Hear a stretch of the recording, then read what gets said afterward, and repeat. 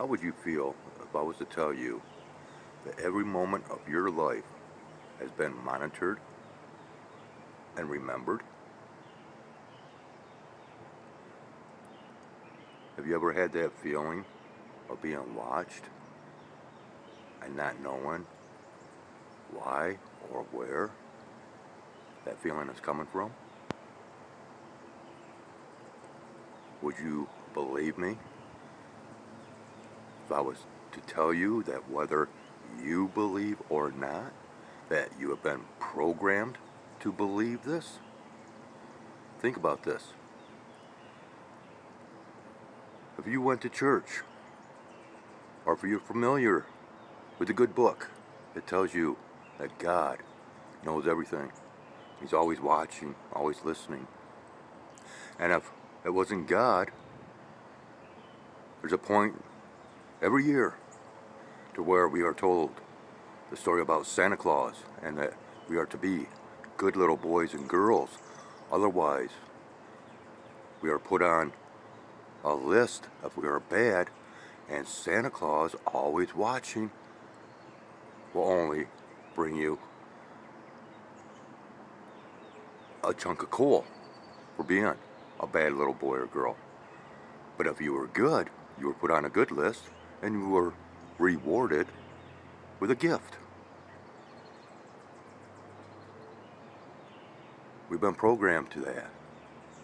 And now, in today's high-tech civilization, we are being watched and listened to and recorded via our cell phones, our smart appliances, high-in-the-sky balloons, stealth planes, surveillance aircraft. But there's two different forms of these surveillance. You got the corrupt that uses today's technology for their surveillance measures and means. But then you have the unknown eyes by unknown figures and creatures. And this is what I'm going to reveal to you.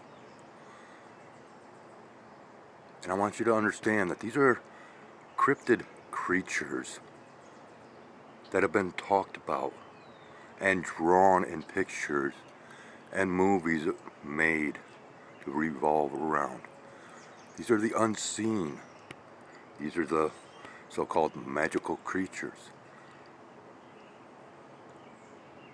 And it's not limited to the folklore stories of Bigfoot, Yeti, the abominable snowman, the Wendigos, the skinwalkers, shapeshifters. They are part of the surveillance. The animals are always watching and listening. And now they are becoming more and more communicative. Yeah, they like to talk to people now in various forms. They like to talk to people using today's technology, touch pads on the floor for animals to walk up and push a button in order to communicate their wants or wishes. Or, like what I have shown, to where in times of need, because for some reason animals have a magnetism towards me, they trust me, they come to me. And I've shown that twice now. It's very strange.